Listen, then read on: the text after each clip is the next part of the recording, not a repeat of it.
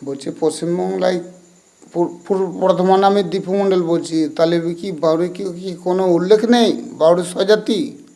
এটা দিদিকে বলতে চাইছি। আমি দীপু মণ্ডল বলছি, পূর্ব বর্ধমান। আমার নাম দীপু মণ্ডল, ময়নাগর বাজার, সুলতানপুর পোস্ট অফিস। এইটাই দিদিকে প্রণাম জানাচ্ছি। তো দিদি, বাউরির স্বজাতি কি কোনো উল্লেখ নেই? এটা দিদিকে বলতে চাইছি।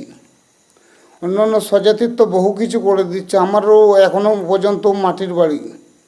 তাই দিদিকে প্রণাম জানাচ্ছি যে দিদি, পশ্চিমবাংলায় তাহলে আমাদের কী করে দেবে বলুন?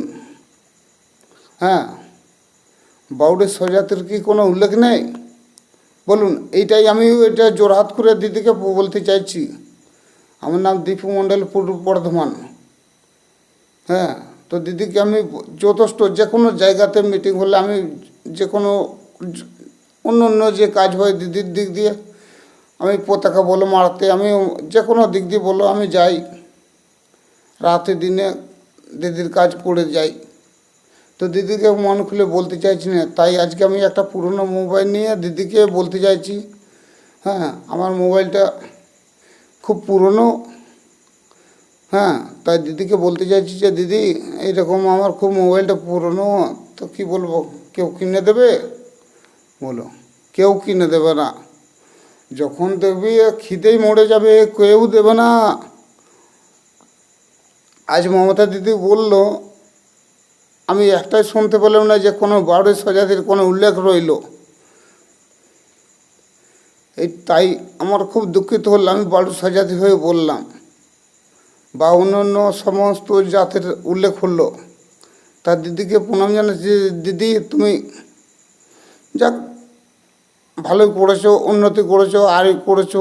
আমরা 2011 সাল থেকে সারা জীবন বা যতদিন ইলেকশন চলবে বা যতদিন বেঁচে থাকবো, দিদিকে ভোট দিয়ে যাব। তা দিদিকে প্রণাম জানাচ্ছি যে দিদি, বাউরির স্বজাতির কি কোনো উল্লেখ নাই? এটা দিদিকে বলতে চাইছি, আর অন্য কিছু বলতে চাই না দিদিকে হাসি মুখে। তাই আমাদের গ্রামে এখন ময়নাগড়ে এখন লাইন অফ হয়ে গেছে, তাই ভিডিও করে এরকম শোনাচ্ছে। এটাই ময়নাগড়ের পরিস্থিতি। তাই আমার পেছুতে অনেক লোক লাগবে যে এরকম কংগ্রেস করে সিপিএম করেছে, বা অনেক আমি চাঁদাও দিয়েছি, বা সিপিএমেরও চাঁদা দিয়েছি, এখনও পর্যন্ত দিই এমনি বেকার হিসেবে। যা দিই, সিপিএম বলে যে এরকম চাঁদা পাই না, তাও 150, 200, 250, 300 করে আমি চাঁদা দিই। ময়নাগড়ে বাজারে আমি ডাঁটসে বলে দেবো।